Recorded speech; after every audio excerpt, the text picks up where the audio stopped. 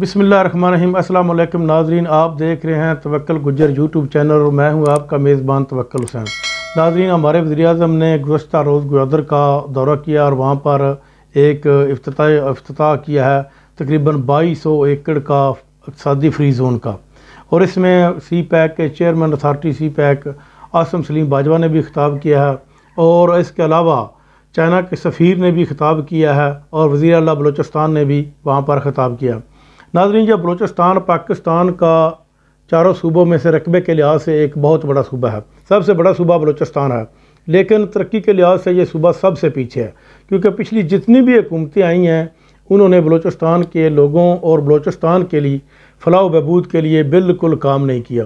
बलूचिस्तान में बल्कि गैर मुल्की ताकतों के बावजूद वहाँ पर एक अक्सरियत पसंद ग्रुप को तक़वियत मिली और उन्होंने पाकिस्तान के ख़िलाफ़ ये हथियार उठा लिए। लेकिन ये हमारे वज़ीर-ए-आज़म का एक बहुत ही अच्छा इक़दाम है कि जिन्होंने ये कहा है कि मैं अक्सरियत पसंद लोगों के साथ भी बातचीत करने के लिए तैयार हूँ। अगर जो ऐसा करने में कामयाब हो जाते हैं तो उनको कौमी दायरे में लाना कोई इतना मुश्किल बात नहीं है।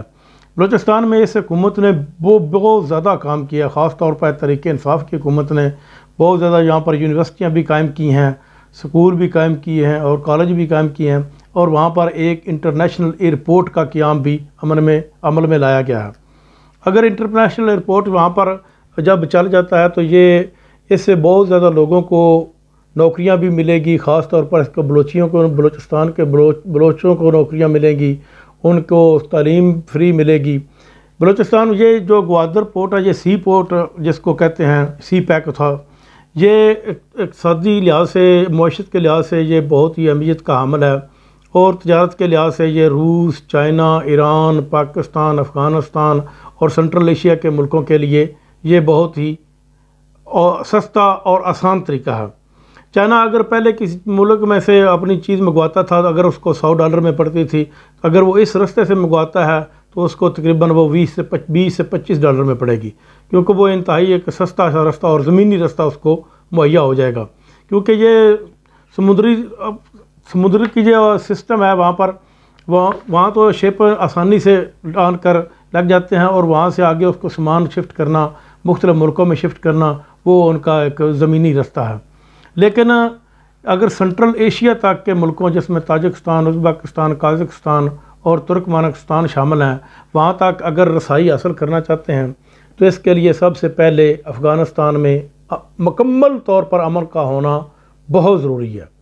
क्योंकि 11 सितंबर 2021 को 20 साल के बाद अमेरिका अफ़गानिस्तान से वापस जा रहा है और अफ़गानिस्तान में इस वक्त 3 धड़े काम कर रहे हैं, जिनमें एक तालिबान है और एक शुमाली इत्तेहाद है और दूसरा अशरफ गनी ग्रुप है। अगर ये तीनों धड़े मिलकर हुकूमत कायम कर लेते हैं, सेंटर में भी और प्रोविंशियल सूबों में भी, जहाँ जहाँ किसी की अक्सरियत है वो वहाँ पर अपनी हुकूमत कायम बना लेता है और सेंटर में ये तीनों धड़े मिलकर हुकूमत बना लेते हैं, तो इस तरह ये मुकम्मल अमन की तरफ ये मुल्क बढ़ जाएगा।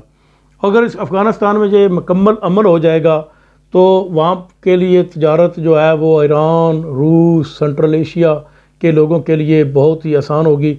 और अगर ये हुकूमत मिलकर बना लेते हैं तो इस हुकूमत को पूरी दुनिया तस्लीम कर लेगी।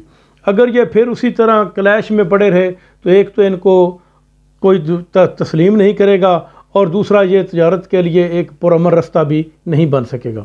इसके लिए यही एक इमरान खान ने खदशा ज़ाहिर किया है कि सी पैक को मुकम्मल तौर पर कामयाब होने के लिए अफ़गानिस्तान में मुकम्मल तौर पर अमन का होना बहुत ज़रूरी है, ताकि इसकी रसाई सेंट्रल एशिया के मुल्कों तक आसानी से पहुँच सके।